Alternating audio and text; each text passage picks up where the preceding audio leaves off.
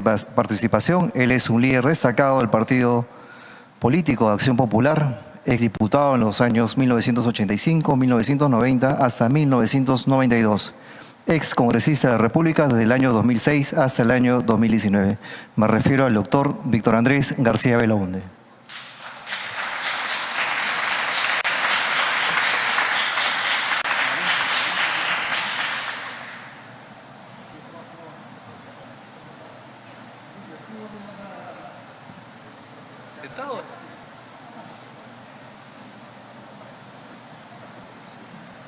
Bien, yo siempre pregunto a Lapra qué va a hacer porque no sé cómo reaccione después, no sé cómo van a reaccionar. Como hace tiempo que no nos vemos, entonces pues se puede prender el debate en cualquier momento. A ver, ante todo muchas gracias por la invitación al hemiciclo del Senado. No es Porras, es el hemiciclo del Senado.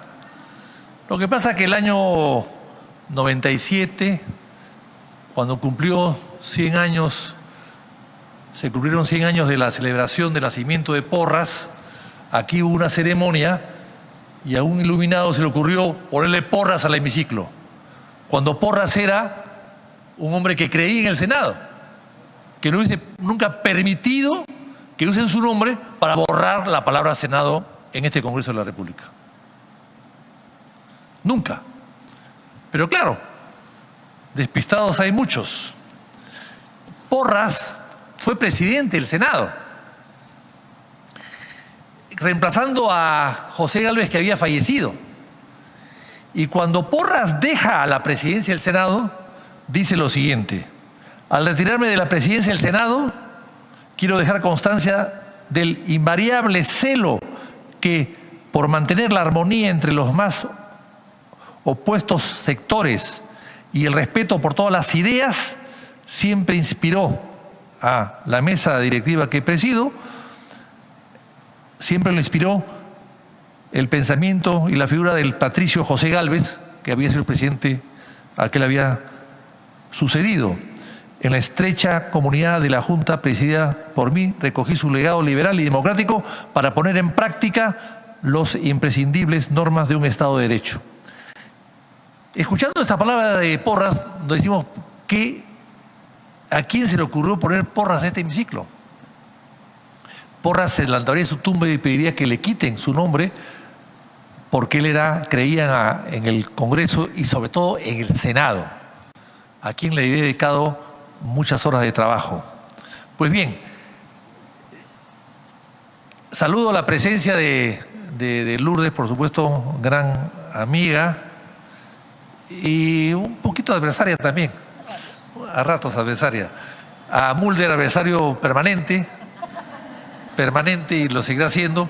Y a la señora Karina Beteta, que se acaba de ir, y y a Marta Moyano, que son fujimoristas, con el cual hemos debatido mucho y hemos discrepado mucho, pero nunca hemos perdido la amistad ni la buena educación. Así que les agradezco a ellos que me han invitado sabiendo que yo pienso radicalmente diferente a ellas. Creo que la tradición del Perú ha sido un Congreso bicameral, siempre. Acá tengo la primera Constitución del Perú, que por suerte no figura aquí, ¿eh? Hay constituciones que se han perdido, apócrifas que se han perdido.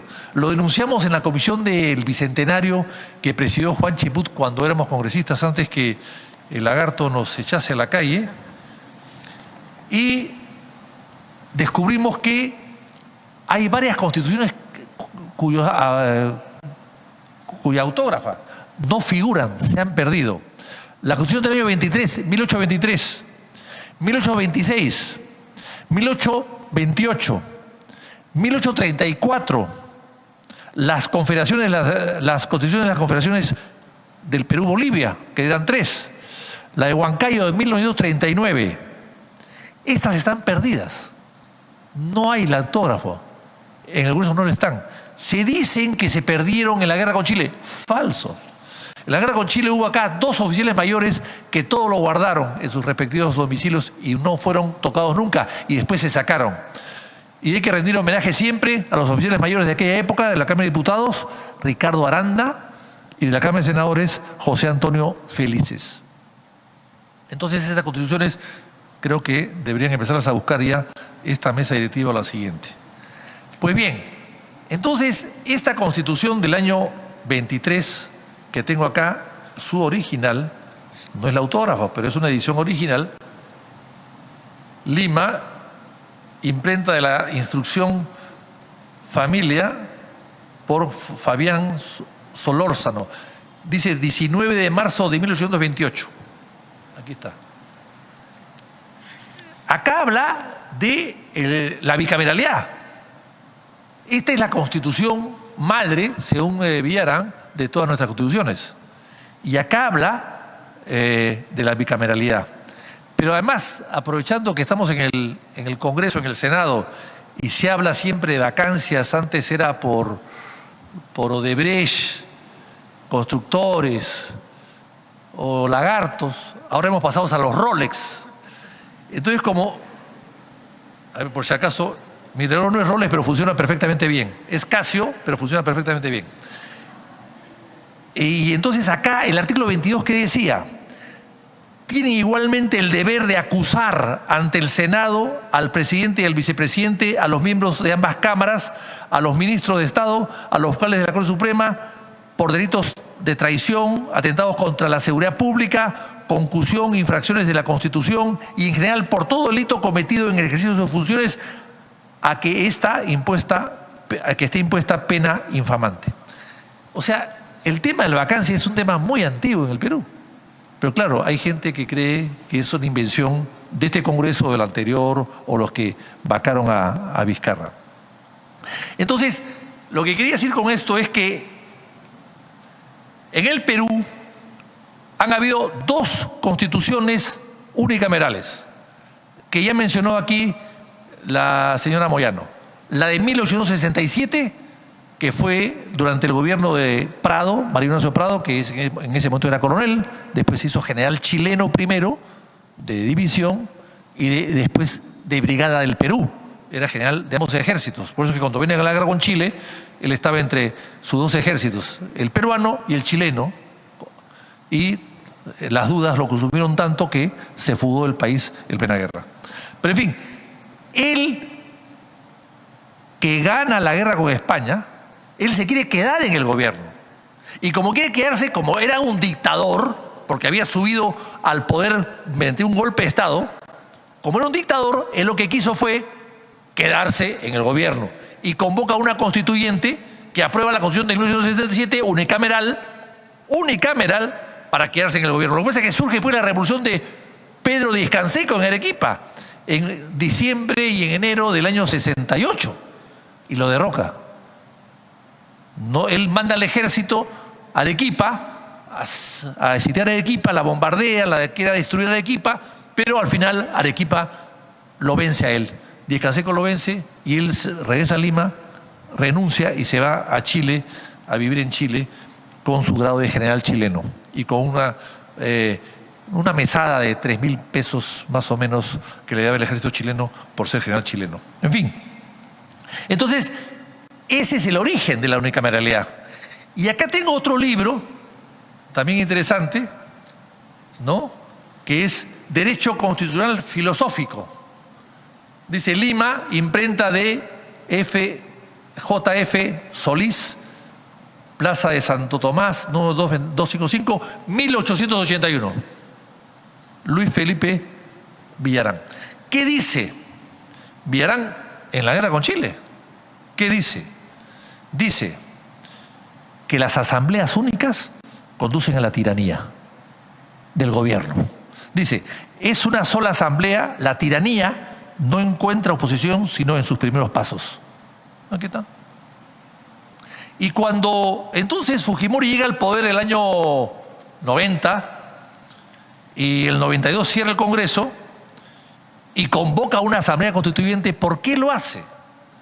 Porque evidentemente tenía que buscar una salida al golpe que había cometido había cerrado el Congreso y había un golpe, y había una presión interna y sobre todo externa que lo obligaba a tomar unas decisiones. Y ahí surge la idea entonces de un Congreso Constituyente y hacer una nueva Constitución para quedarse en el poder, igual que Prado, un siglo antes. Y el año 1919 Leguía hace una cosa parecida. Llega al poder mediante un golpe de Estado y también llama a una constituyente para quedarse en el poder. O sea, las constituyentes en el Perú, casi todas, no todas, han sido para empezar un régimen dictatorial.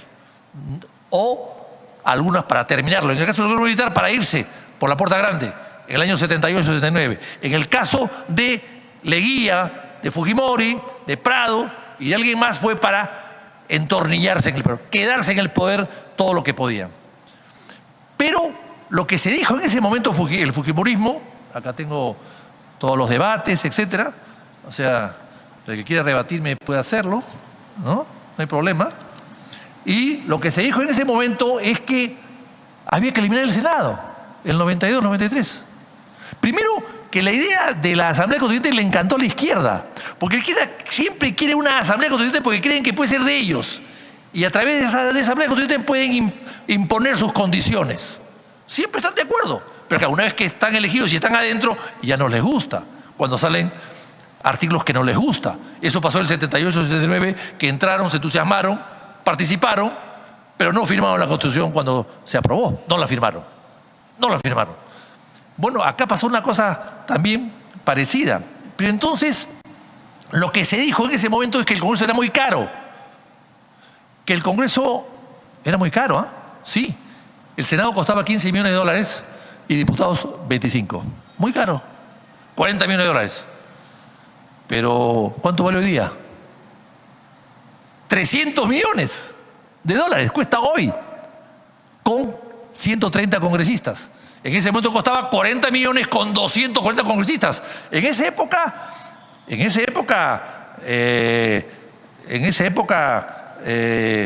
cada congresista le costaba al Perú más o menos $50,000, cada curul parlamentaria. Hoy día cada curul parlamentaria, no, $500,000. Hoy día cada curul parlamentaria le cuesta al país $2,450,000. Es muy sencillo, 300 millones entre 130 congresistas, cada curul vale eso. ¿Cuánto le cuesta a Chile cada curul parlamentaria? $450,000. ¿Cuánto le cuesta a Colombia? $500,000. ¿Cuánto le cuesta a Argentina? $350,000, etcétera, etcétera, etcétera. Y además, caro y poco representativo, porque si vemos acá las curules, por ejemplo, del Perú, cada elector puede elegir o está representado, 250,000 electores están representados por un parlamentario en el Perú. En Chile 67,000 electores es una curul, un escaño. En Bolivia 37,000. En Argentina 33,000. En Paraguay 37,000. En Uruguay 23,000. Y en Europa 50,000. Acá 250,000. O sea, es caro y no es representativo.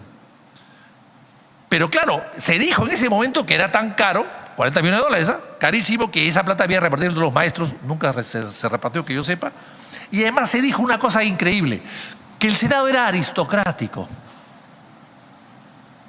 Ah, caramba. Entonces, cuando yo veo eso aristocrático, pienso en los aristócratas senadores que había en esa época.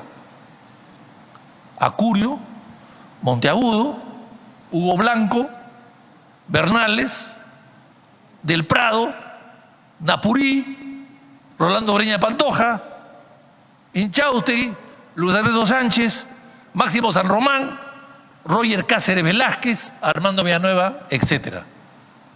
Pues, este no era un senador de aristocráticos, evidentemente.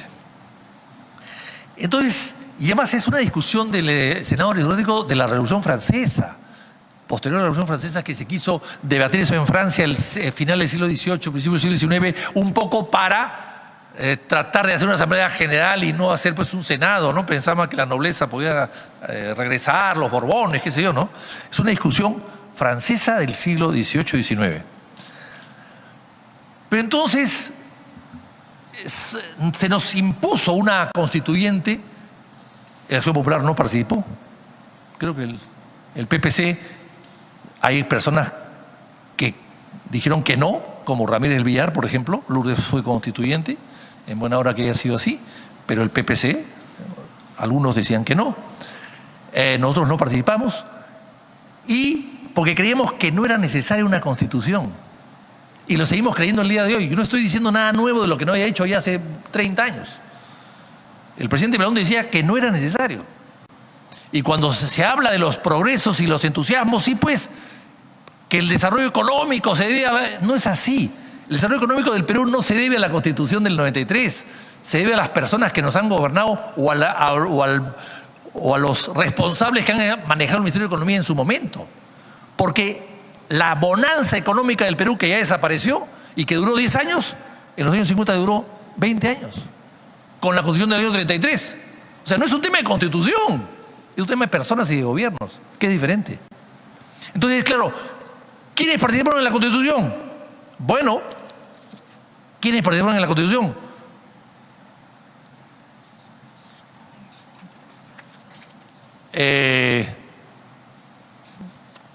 Todas las fuerzas políticas, excepto la nuestra. Creo que el APRA tampoco, ¿no? El APRA tampoco participó. Bueno, Mulder, yo no le voy a quitar el discurso a Mulder, por supuesto. Él tendrá que aclararlo, ¿no? Pero parece que tampoco participó en buena hora. Pero lo cierto es que los que participaron querían una asamblea pequeña para manejarla mejor, para perpetuarse en el poder, para hacer del gobierno una tiranía, para tener poder absoluto e ilimitado. Eso era lo que se trató. Y entonces tuvieron la peregrina idea de copiar un modelo. ¿Y qué modelo copiaron? Fue una delegación de parlamentarios. Por acá tengo la resolución. Una resolución de parlamentarios. Aquí la tengo. Aquí está. Firmada el 5 de abril del 93, un año después del golpe, que quedamos todos sin trabajo, mi querida Lourdes. Pero claro, nosotros somos ágiles y conseguimos trabajos en 2 minutos, no hay ningún problema. A mí me ha pasado 2 veces y ya estoy acostumbrado. Y la tercera vendrá seguramente también, supongo. Ya tengo miedo de volver a presentarme porque de repente viene la tercera vez y me vuelven a votar. Pero en todo caso, aquí está, 5 de abril del 93, una delegación mandada por el Congreso de 6 parlamentarios a Estados Unidos. ¿A dónde? Al estado de Iowa y de Nebraska, para que vean cómo funciona un Congreso unicameral. Nebraska, Iowa, Estados Unidos. ¡Ah, caramba! ¡Qué parecidos somos a un estado federal! Aquí está la resolución. Firmada por Torres y Torres Lara, primer vicepresidente del Congreso Constituyente, democrático, tenía que ser democrático. Rafael Rey, segundo vicepresidente. Jaime Yoshiyama, presidente del Congreso Constituyente, democrático, siempre la palabra democrático hay que añadirla por si acaso, para que la gente no dude. Y Víctor Hoy Rojas. O sea, esta unicameralidad fue copiada del Congreso de Nebraska. Ya pues parece un chiste, ¿no? Aquí está. Y entonces, esto había que corregirlo. Duró 33 años esta unicameralidad, había que corregirla. Me parece muy bien que se haya corregido, lo felicito, pero claro, se pudo haber hecho antes. Yo presenté un proyecto, han habido muchos proyectos que se han presentado, yo fui uno de ellos que presenté un proyecto para poder cambiar las cosas. Ya llegó, creo que ya llegó, no hay que lamentarlo, no hay que criticarlo muy duro, hay que decir que hay que hacer algunas reformas, evidentemente.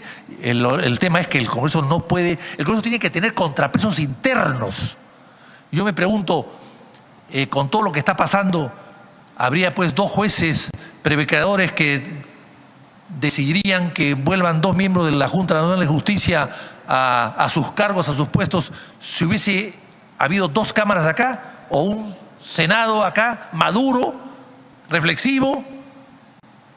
Yo no creo que no. O sea, muchos de los problemas que han habido del desprestigio del Congreso nuestro, de la poca representación, del poco respaldo, de los errores que han cometido, son las leyes express, son las leyes irreflexivas y son decisiones además que no se pueden ni corregir, los mochasueldos, etcétera, etcétera, etcétera, que la propia Cámara, que es tan pequeña, se vuelven todos colegas falsamente solidarios. Entonces, yo creo que se ha hecho bien. Ahora, para terminar, yo quisiera hacer algunas cosas que hay que corregir, que no estoy de acuerdo, por supuesto, ¿no?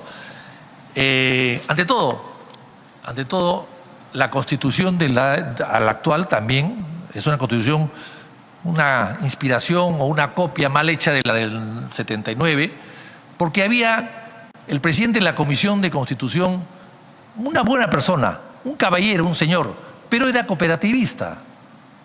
No sabía nada de derecho constitucional. Los que él nombrado que eran miembros de mesa directiva, los que he nombrado Hoiguay y Yoshiyama, tampoco eran constitucionalistas. Y le entraron el texto a Marta Hilleman, que era una gran lingüista, pero del lenguaje jurídico es diferente.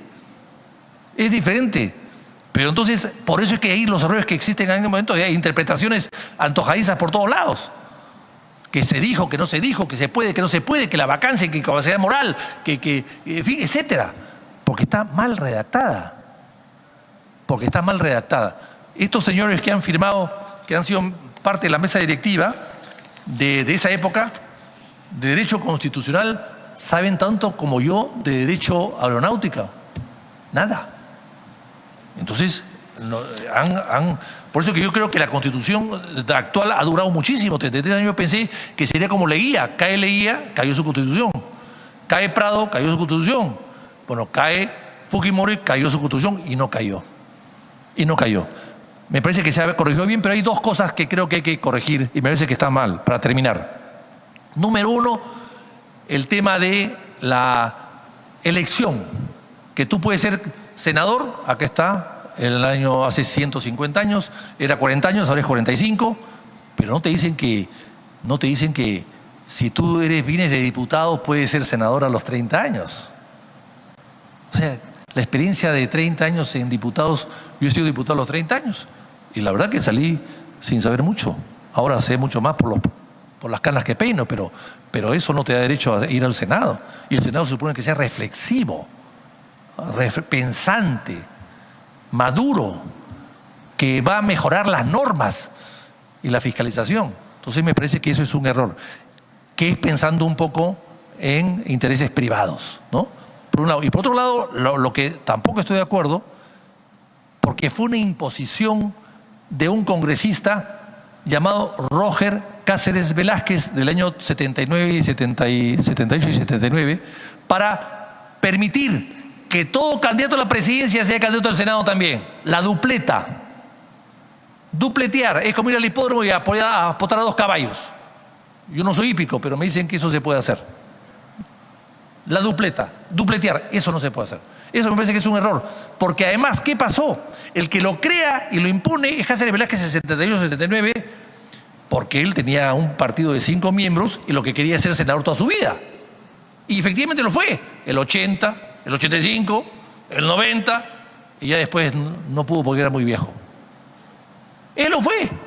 Y cuando fue candidato en el 95, que ya había cambiado la Constitución y no se podía, no salió elegido. La mejor prueba de que tenía razón para él. Y eso lo propuso Chumeris. Lo propuso, y el fujimorismo en ese momento que manejaba la Asamblea se opuso al principio porque pensó que era un tema contra Fujimori, porque Fujimori iba a ser, Mulder lo puede confirmar, yo simplemente recojo rumores, por si acaso, cuidado Mulder, no quiero debatir contigo hoy día, me guardo para el Senado. Pero evidentemente lo que se trató de decir es que Fujimori quería ser senador y era amigo de Luis Alberto Sánchez porque ambos eran rectores de universidades. Y a través de Luis Alberto Sánchez consiguió un programa en televisión que le dio cierta popularidad o cierta presencia. Pero claro, al final dicen que Luis Alva Castro no aceptó esta invitación, entonces Fujimori decidió hacer su partido y lanzarse al Senado. y a la presidencia. Ganó la presidencia y dejó el Senado. Entonces, como había ese antecedente, Chumberis presentó en la Constituyente, en el CCD presentó una norma para esto derogarlo. Al principio se opuso el fujimorismo, pero al final aceptó y se derogó el tema. Y efectivamente, entre el 80 y 82 se formaron partidos políticos. En Acción Popular sufrimos, por ejemplo, la baja de Peter Kulmana, que se fue del partido y hizo su partido que se llamaba Movimiento 7 de Junio, el Día de la Bandera, para ser candidato al Senado. Pero para ir al Senado prefería ser candidato a la presidencia, porque la presidencia te da un escaparate, te da publicidad, te da debates, te da entradas a los medios y a través de hacerte conocido como candidato a la presidencia, llegas al Senado. Entonces, esto puede pasar ahora lo mismo. Hay 35 partidos inscritos. Vamos a tener 35 candidatos a la presidencia, candidatos al Senado. Y de repente llegamos a 40. Entonces, eso va a ser una locura. Ahora, en el caso del fujimorismo, en el año 93, que se aprobó esto, también vieron la manera de aprobar esto, la eliminación de esta posibilidad que ahora ha vuelto a revertir, por el ánimo de dejar afuera una serie de liderazgos, una serie de cacicazgos, como era precisamente el cacicazgo de los Cáceres Velázquez en Puno. Pero en todo caso, estas dos normas, la edad y el hecho de postular abiertamente como dupleta, hacer una dupleta y postular a dos cargos para quedarte con uno, me parece que son cosas que más adelante hay que reformar, y también probablemente habrá que revisar el tema de la fórmula de la conformación electoral del próximo Senado. Muchas gracias.